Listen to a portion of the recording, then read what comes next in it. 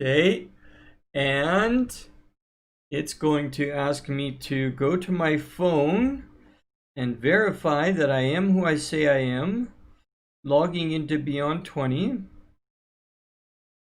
Yes, that's me. It checks my face and I type in the number that it asked me for. Okay. All right. Choose your username. I'll use the same username as the Gmail account from my fitness account. Okay. All right. Create account. Okay, let's begin. Now, in another browser window that I'm not going to show you, I am going to view my campaigns, and I am going to invite that account to join the campaign. So this is the first thing you need to do, is have your Dungeon Master invite you to join the campaign. All right. I'm going to copy the link and we're going to go to this same browser window. Okay. All right. Now, in one of my previous videos, I had already made a character. So, for the sake of time, now we could either create a character or we could, oh, that's my dinner ready. So we could either create a character or use one that is already available. For the sake of time, I'm just going to choose one that's already available. And this is what I'm going to do with my students, is I will create a new campaign for them. I'm going to take their characters that I've been updating their character sheets in DnDBeyond from my own account, and I'm going to add them to this campaign and let them claim their own characters so that they can control it. So let's say that the student is this one. So I'm going to join with this character. All right. That character is now inside of the campaign. Okay, and we can view his character sheet.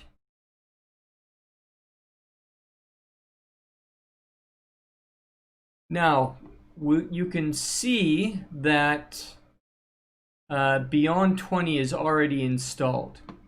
If you have not done that yet, we just go to search window,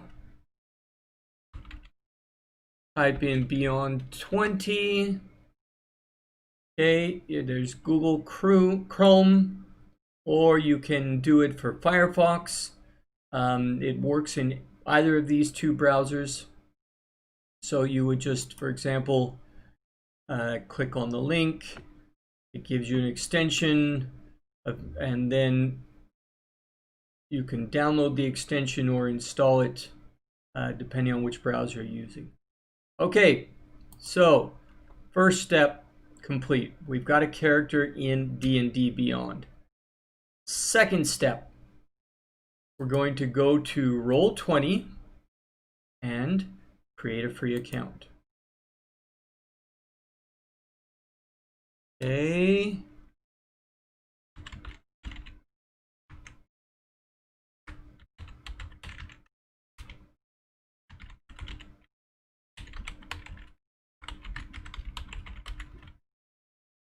Password.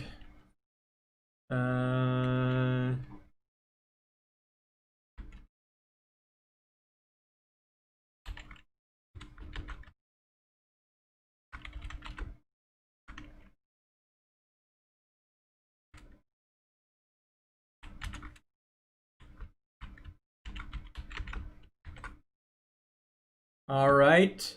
I agree to the terms of service. The newsletter is completely optional. Create account. Oops.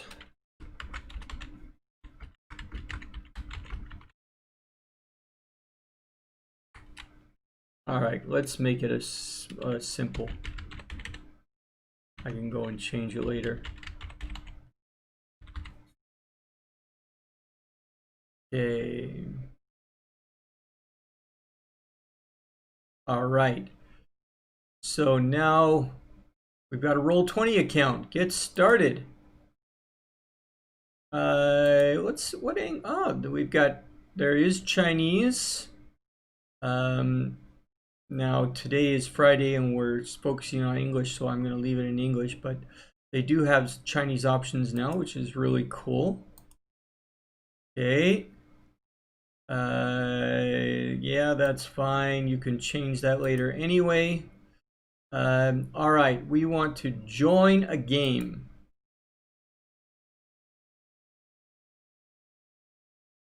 Now, it's going to make sure that you agree to their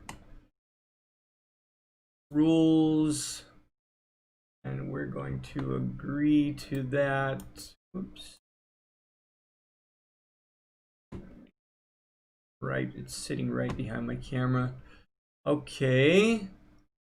Now, this is one option where you can go and search for groups that are available if you're looking for people to play online. However, I'm going to go back to my other location, and I need my other account is logged in with my DM account. I'm going to go into the settings there and copy the link to join. Okay, so I would have sent this link for Roll20 to join the campaign.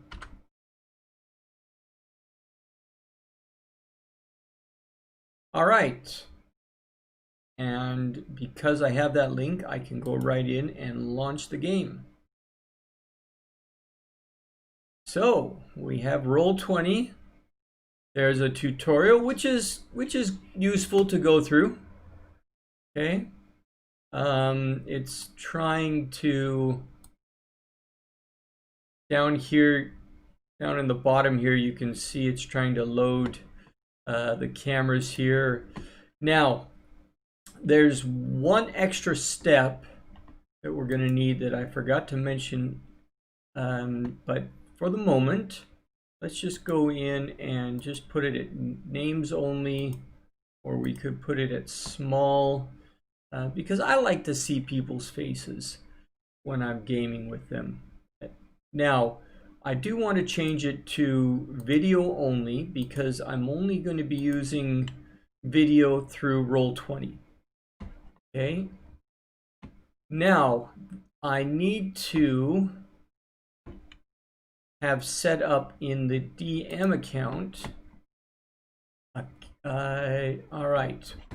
Let's double check the character name just to make sure. Torlin, okay?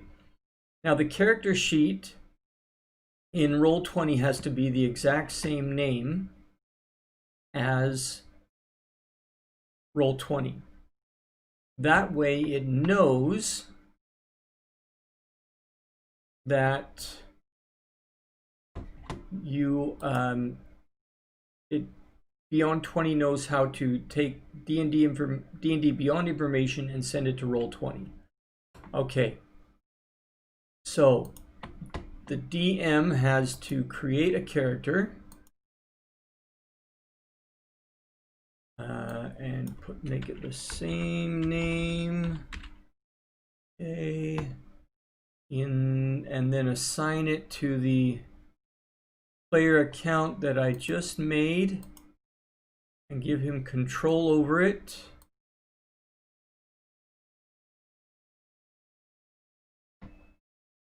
Okay. Now, if I go back to the browser that I'm showing you, okay, here you'll see the waiting room where the other players' tokens are. And if I go to this, there is now a character sheet. Okay. And because this is a Chinese game, I'm using the Chinese version of the D&D 5e character sheet, just to help people out. For my students, you'll be getting the English character sheet. I want you to learn. Okay, let me just see. No comments or questions so far. All right. Now, if we go into edit, we can upload a picture and a token. The DM has to do the token. So I will go back into the page that you cannot see, and I will go to the start screen. Let's see, what did I make a token already? I can't remember. There it is. Okay, good. Did make one. Okay, so if I go back to this page, you'll see that a token appeared. I can't click on it yet because the Dungeon Master has not yet set the settings to say who can control this token. Okay, so I'm going to set